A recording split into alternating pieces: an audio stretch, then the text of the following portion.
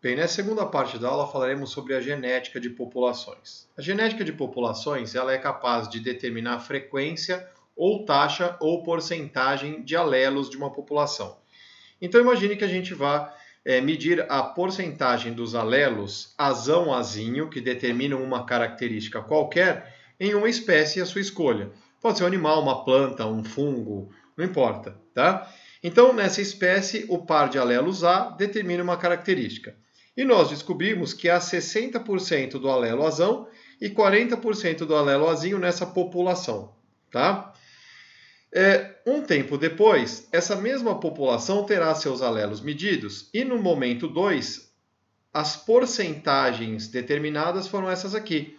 Então, houve uma diminuição na porcentagem de azão e um aumento na porcentagem de azinho.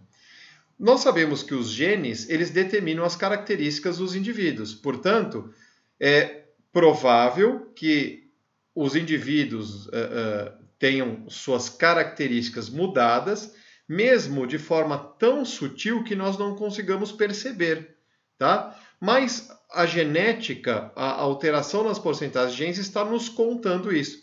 Então, se houve uma mudança nas porcentagens dos alelos que nós estamos estudando, num determinado período de tempo, nós consideramos que essa população evoluiu. Tudo bem? Bom, sabendo disso, nós vamos estudar os fatores que levam a essa mudança de porcentagens, ou seja, que levam à evolução. Esses fatores são chamados de fatores evolutivos. O primeiro desses fatores evolutivos é a mutação, ou são as mutações. Imagine que, por exemplo, os genes azão sofram mutações e formem outros genes, ou, por exemplo, se transformem em azinho. A porcentagem de azão irá diminuir, do azinho aumentar. Então, se houve uma mudança de porcentagens, isso é considerado um processo que leva à evolução, é um fator evolutivo. O segundo fator evolutivo é a seleção natural.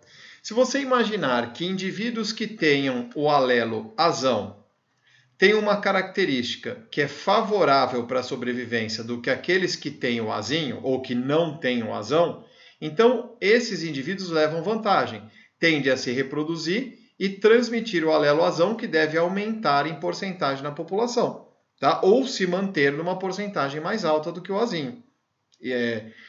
Se houver essa seleção natural eliminando indivíduos que não tenham azão, a tendência é haver uma mudança de porcentagens e, portanto, uma evolução da espécie.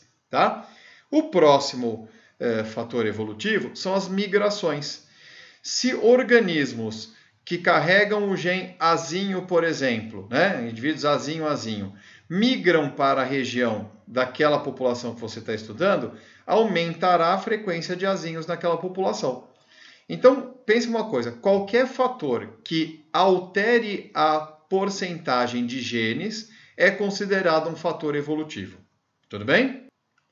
Para nós podermos calcular as porcentagens dos alelos, nós devemos ter populações que se encontram num equilíbrio de Hardy-Weinberg ou equilíbrio gênico. O que significa? Que as porcentagens dos genes não podem mudar. Então, tem que ser tudo contrário do que aquilo que a gente acabou de falar. Então, por exemplo, aqui não pode haver mutação, nem migração, nem seleção natural, que são os fatores que fazem variar as porcentagens de genes, tá?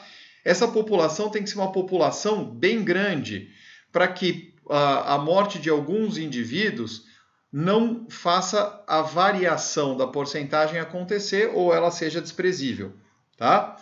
Uma outra coisa importante é que a população seja panmítica. O que significa isso? Que todos os cruzamentos aconteçam ao acaso, dando a mesma chance de todos os alelos, todos os genes serem transmitidos aos descendentes. Isso manteria a porcentagem de alelos constante na população, tá? E, finalmente, todos os alelos deveriam dar a mesma chance de sobrevivência, tá? Então, tanto a presença do alelo azão quanto do alelo azinho deveriam dar ao indivíduo a mesma chance de sobrevivência. Essas populações são modelos, né, pontos de partida para nós estudarmos a porcentagem dos genes, as taxas dos genes, já que dificilmente nós vamos encontrar na prática populações onde essas coisas aconteçam. Tá?